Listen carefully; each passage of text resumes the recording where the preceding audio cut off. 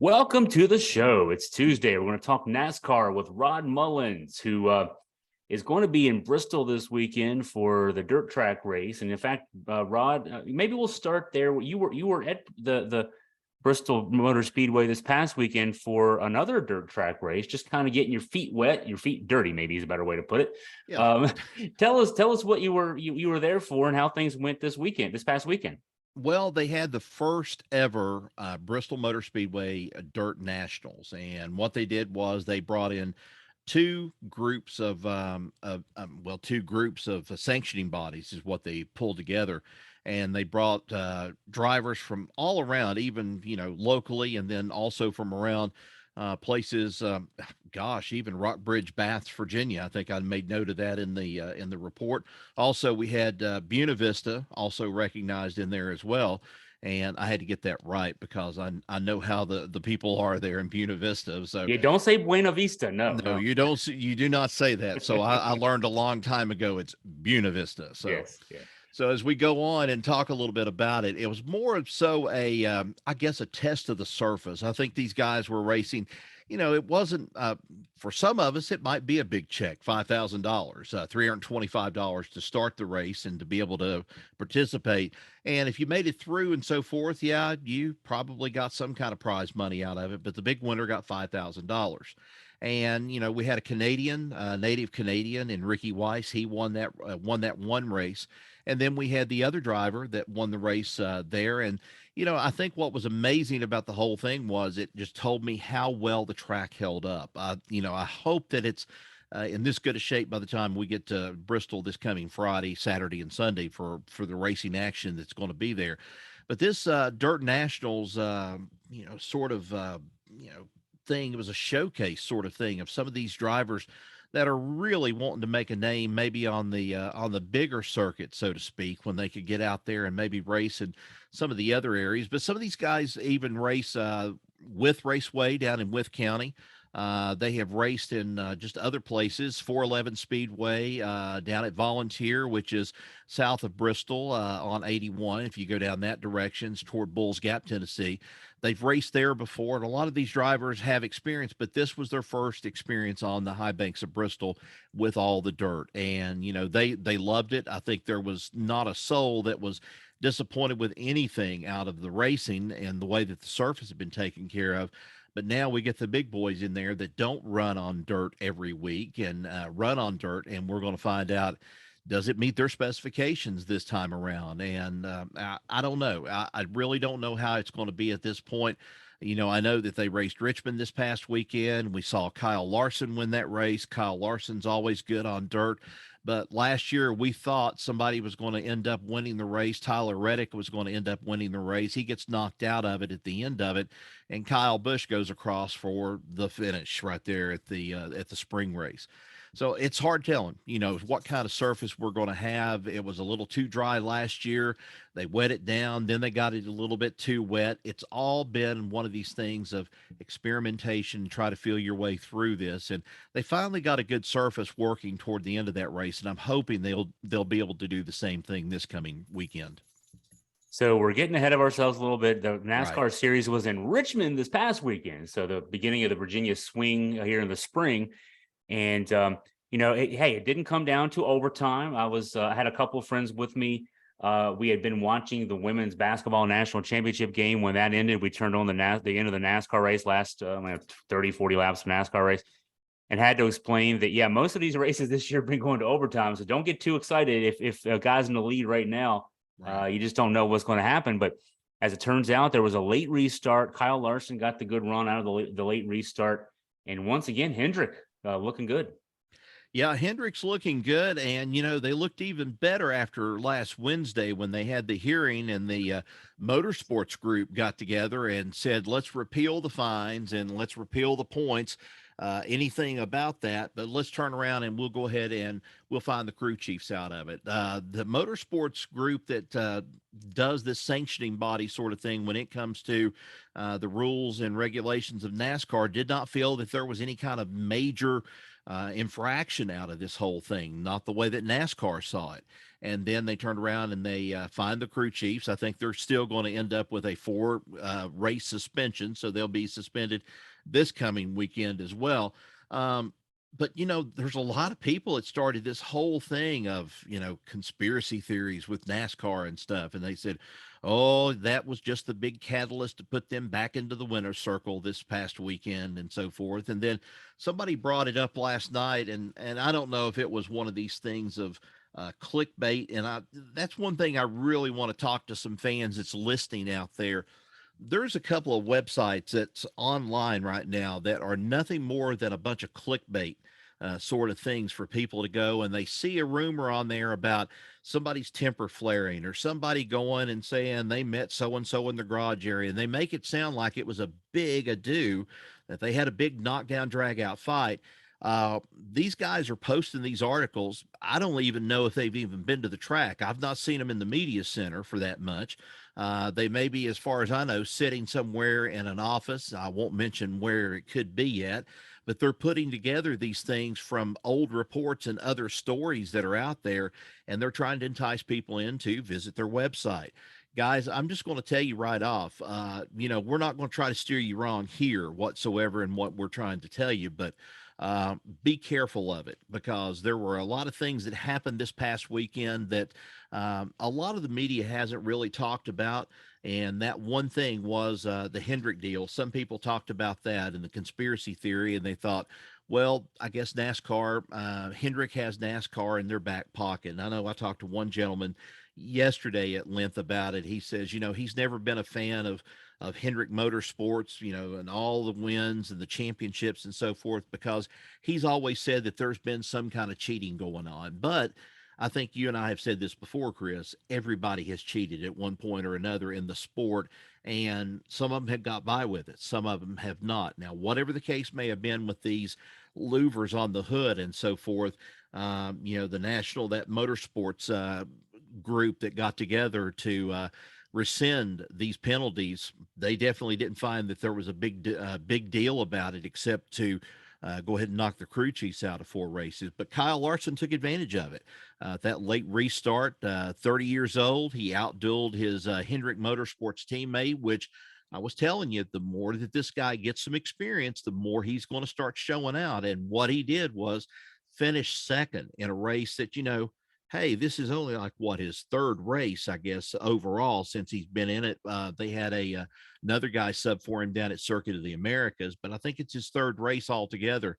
And here he is, and he finishes second. Josh Berry, driving the Chase Elliott's car, the number 9 Hendrick Chevy, he finished runner-up. Best 1-2 finish for Hendrick in quite a while. And then Ross Chastain, we had Christopher Bell and Kevin Harvick rounding out the top 5, but not before a lot of controversy in this race. And starting it out probably, and I'll kind of lead you into this, the way to go, JJ Yeley really getting all over Denny Hamlin about some things. Yeah, well, and I was still kind of on the story of the, just to one of the question about the conspiracy theory with Oh Hendrick. yeah. Okay. Just what my understanding is, NASCAR is frustrated with that sanctioning body. NASCAR, so if anybody wants to say NASCAR overturned this, I mean, NASCAR wanted to punish Hendrick more, Right. and the sanctioning body said no, and NASCAR's a little frustrated that the organization feels like, hey, these rules are in place. We were just following the rules we put in place, and now we're told we can't enforce our own rules. Right. So I don't think there's anything, it's just that an independent third party arbiter said, now they didn't, certainly they left those crew chiefs hanging out there to dry. So it wasn't a total vindication, but I think NASCAR is just as frustrated at this as a lot of fans who are criticizing NASCAR. Yeah, and it's not just with the Hendrick deal too. I mean, this is talking about all around. You're letting drivers go around, and that's leading up to the thing I was going to talk about about Denny Hamlin and so forth.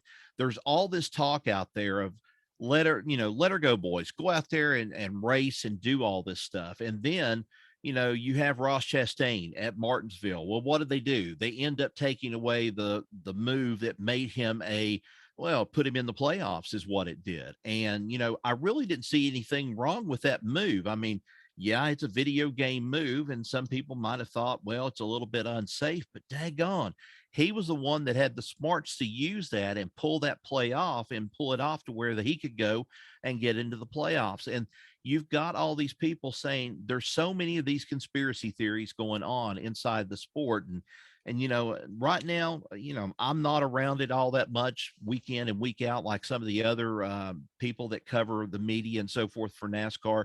But when I get to Bristol, you'll start hearing the rumors about things as to what's going on and what they think is happening and so forth. And, right now, I think the big thing is the Denny Hamlin Ross Chastain thing is kind of died down just a little bit, but Ross Chastain having trouble with his own teammate now in Daniel Suarez. They had some words at the last race, and I don't think that the tension has been solved or the problem has been solved between these two.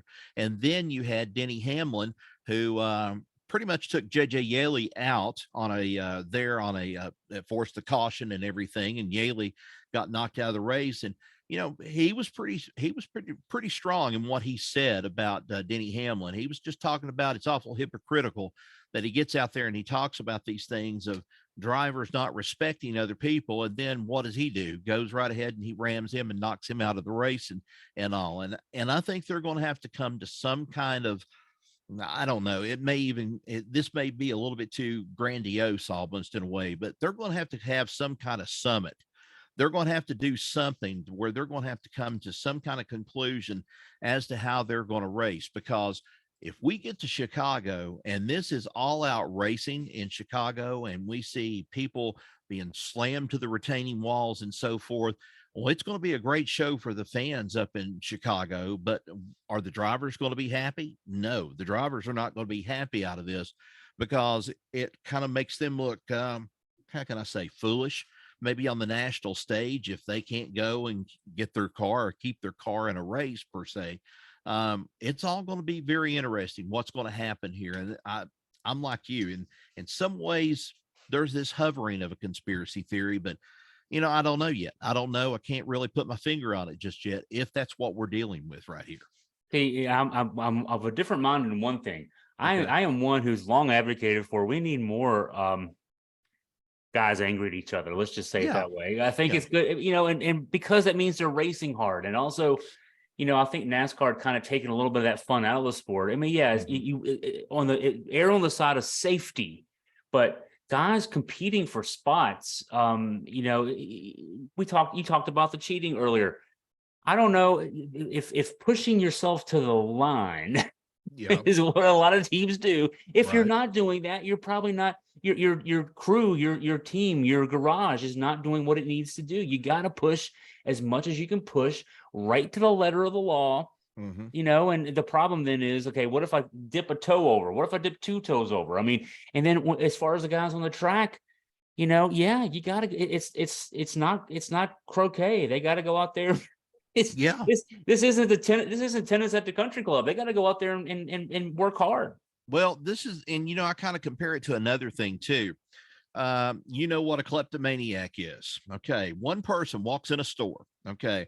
They go and they lift something, which is probably a very light, very small thing at first. And then they do that maybe 2 or 3 times. And then they decide, okay, I'm going to move to a little bit more of a more challenging task, so to speak. And then they go and they pull that off. And then that's when they start really being able to think, I'm going to go for the big thing before it's over with. I think some of these teams have probably done that. I think they have maybe fudged on some things here and they said NASCAR didn't catch it. Now, to me, that goes back to last year and the brouhaha that happened over the tape down there at the bottom of the spoiler. Why did they make such a big deal over that piece of tape down there at the bottom when it was obviously a very minor thing? It could have been something that could have been addressed in the garage area, not been publicized, the fines and so forth. Somebody back at the shop, it made them look like they weren't doing their job. That's what it made them look like. And maybe they did do the job the right way, but maybe there was just a little bit of an overhang on that tape that they didn't catch, or maybe they weren't used to, they weren't maybe sure about the rules, so to speak. And they had done it before in the past, but then just that weekend, somebody goes and catches them and says, "Hey, this could affect the air on the car down here at the spoiler and everything. So we're going to fine you." Yeah. I'm kind of like, I hate to be sounding like almost like a teacher, but you're kind of going back to this thing of, you almost like want to go in this three strikes you're out sort of thing. You want to give them enough of a chance to kind of right the wrong. And then if they still haven't learned their lesson and they still want to, like you said, dip one toe in, dip two more toes in and see how far they can go with it, then on the third time they get caught, yeah, punish them with some points, take some points away from them, take some points away from the driver and the team. But, in one way, I don't want to say punish the crew chief out of it, but still, they're just as much a part of the team as everybody else in there. So I think NASCAR is being, I think, sometimes a little bit too firm in some of these rules and some of these things that are going on. It's not the way that it used to be. And, Jeff Gordon told this story, and so did Ray Evernham. You had to know Dick Beatty back in the day. Dick Beatty was a kind of rotund guy. He meant business, though. He was one of the old order in NASCAR.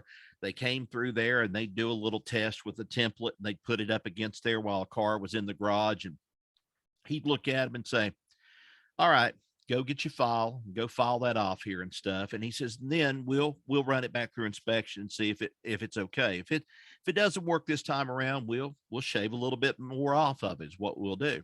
And that went on, quite constantly. But now Ray Evernham admitted at one time they did. They cheated right under the nose of NASCAR, right under Dick Beatty's nose and some of these other officials that are out there, and they were let by with it. Nothing was said about it. So I think it depends on who is going to be the official, who's wanting to go and serve notice on somebody maybe for the week, who's wanting to get back at somebody for something that may have been, I don't know, something that may have been said.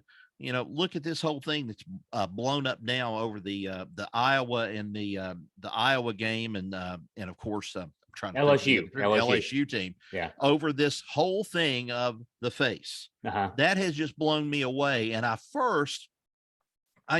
didn't bother me at first. And then the LSU player who goes and she holds up her hand, but she's pointing toward the middle finger. That's what she's pointing for. Now, there was nothing wrong with that, in my opinion, because she didn't display the bird. That's just plain and simple out of I it. think she was pointing to her ring finger. She That was may showing have that been she was it. going to win a ring. Yeah. Yeah, but some people got the impression, like I did, okay, maybe she's pointing at this finger is what she's trying to do. And she may have been pointing at this finger. I'd have to go back and look at it. But, at first there were a lot of people that were very upset over it. And they said, hey, both of them need to be punished. And I'm like, okay, why do both need to be punished? Then I saw her, the Iowa girl, Caitlin have Clark, her yeah. hand up the same way and stuff. And I'm like, hey, now I can't really say that it was one of these things just isolated for the LSU player. This was happening between both of them. Yeah. And to me, it was more gesture jawing to a certain degree, more so than it was running your mouth out on the court. Yeah. Yeah. And it helps sell tickets. I mean, I literally just finished writing a column about the Caitlin Clark Angel Reese thing Right. in that championship game. The fact that people are talking about women's basketball means it's relevant. That's a good thing, and, yeah, you don't want to get out of control. And I think NASCAR, they definitely need to get some guys in the trailer. They need to have a meeting. Calm down, fellas. Don't be out there wrecking each other. But we want you to race hard. We want you to, do what you got to do. And the teams too. Yeah. And I think in the end, NASCAR got it right with not NASCAR. The sanctioning body got it right by pulling back those it's the points that were taken away and everything else. For a first offense, it seems like that was way over line as far as that goes.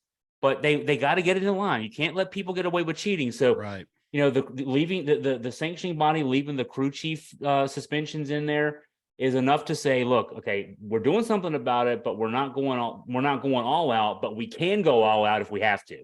Right. And your crew chief needs to know, and they have to know, and they should know everything that goes on with that car. If something has to be changed, something has to be moved, they have to take something out and replace it back again. They should be on top of things. So if something was replaced and then the crew chief says, I didn't know anything about it. First I'd heard about it, then he's in the wrong as far as Yeah. I'm concerned. Yeah. You need to know everything that changes on that car You're because not much of a crew chief you're if you not. don't know. Yeah. Exactly right. And so, you have these situations happen. And I don't know if you're familiar with the little bit of the talk about the frustration with some of these teams. Martin Truex Jr. had a awful ending to his day and so forth. They gambled, and there was a tirade on the radio between Truex and his crew chief, and between the team and so forth. This just doesn't affect the drivers, so to speak, against each other, but this affects the crews as well. And I think the next time, if we see a big fight and a big fight happens, it's not only going to be just between the drivers, it's going to be the crews getting involved as well, because to them, that's their driver. To the driver, that's his crew that's put him where he's supposed to be at, or put him in that position to do that kind of performance or get there in the standings. And so we're seeing a bunch of things. And you're talking about the girls basketball or women's basketball sort of thing here with the LSU and the Iowa game. More than anything else, I think NASCAR probably is deserving of another shot in the arm, much like what happened that year, the winter and so forth. And it brought NASCAR to right to the forefront of everybody's, televisions, watching it on TV when Donnie Allison and Bobby Allison got into it. They're on the backstretch at Daytona with Cale Yarborough. They're going to need a fight like that. And NASCAR is going to have to, I guess, allow them to kind of publicize it a little bit more. And Fox seems to be the one that's really going to jump for it. They're going to be the ones that put the camera down there. And, I don't want to see something happen to somebody like a Jamie Little or a Regan Smith down there in the pits where they get caught up in the middle of it. Jamie Little got caught up in the middle of one of those fights here several years ago. She got roughed up a lot out of it. Didn't come out hurt or anything, but just roughed up because the whole group just converged on her, and she was interviewing, and then boom, they went. You see her kind of like up with a hand and a microphone, and she goes under in this pile, and you have no idea how she's come out of it. So I don't know. It's going to take one of those, I think, to kind of put NASCAR back again to the forefront of some of the conversation. It's already been the topic of conversation so far this year. Ratings are doing a little bit better than what they were last year. Coda did pretty good looking at it from one standpoint, but you're still kind of lagging in some places. They're still doing better than the XFL. Let's just put it that way when it comes to ratings. So yeah, exactly. Hey, so before we hit record, you said with all this discord, all this disharmony going on, between drivers and their crews, this weekend on the dirt in Bristol could be interesting. So take us there. Well, there's no other way to say it. I mean, it's supposed to be Easter Sunday. It's supposed to be a moment of peace and reflection and thinking about this sort of thing. For Ross Chastain, it may be one of those points of where it may be forget about the peace. Let's do a little bit of reflection and think to yourself, what have you done to me lately?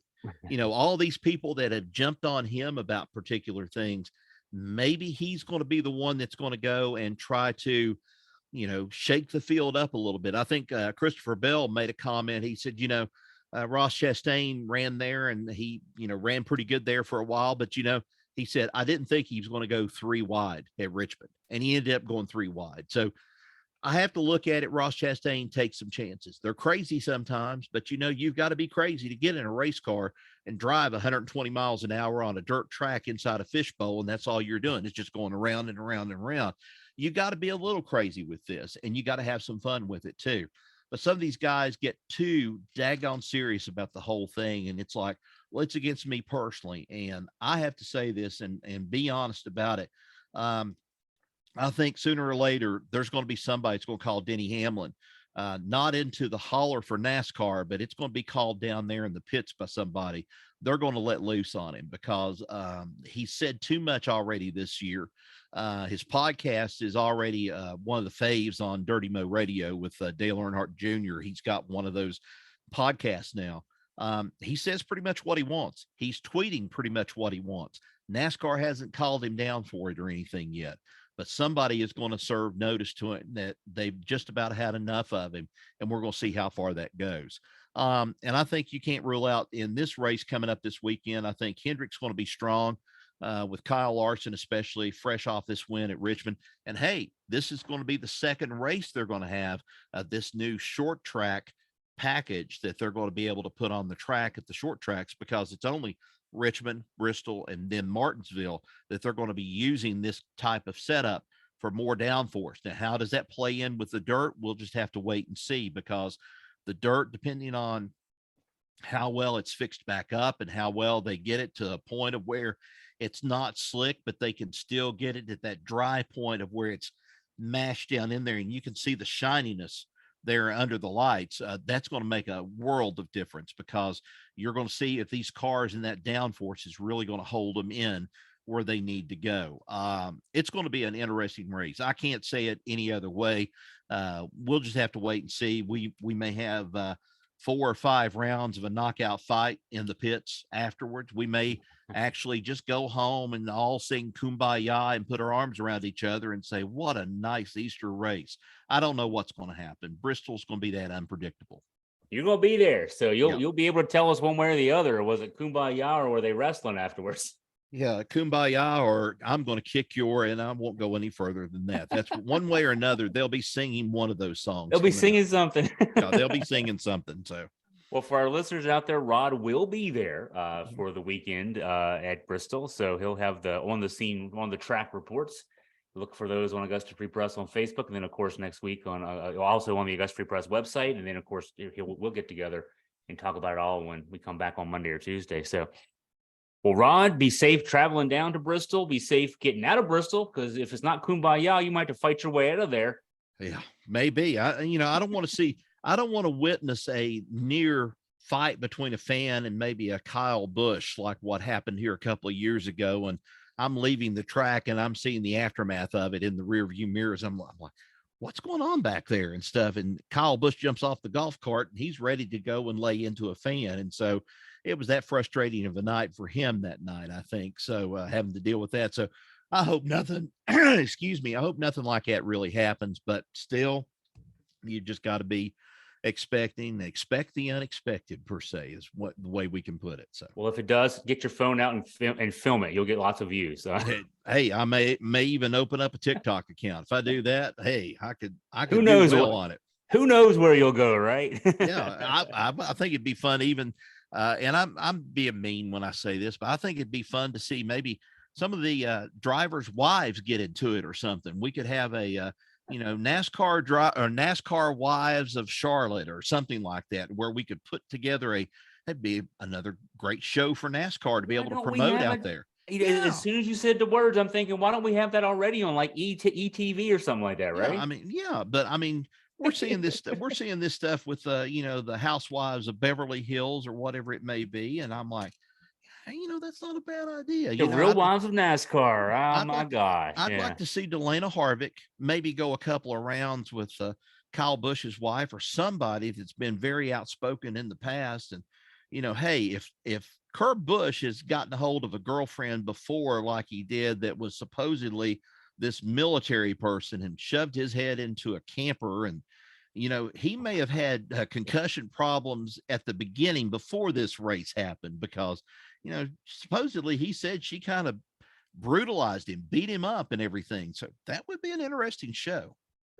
When that happens, listeners, you heard it here first.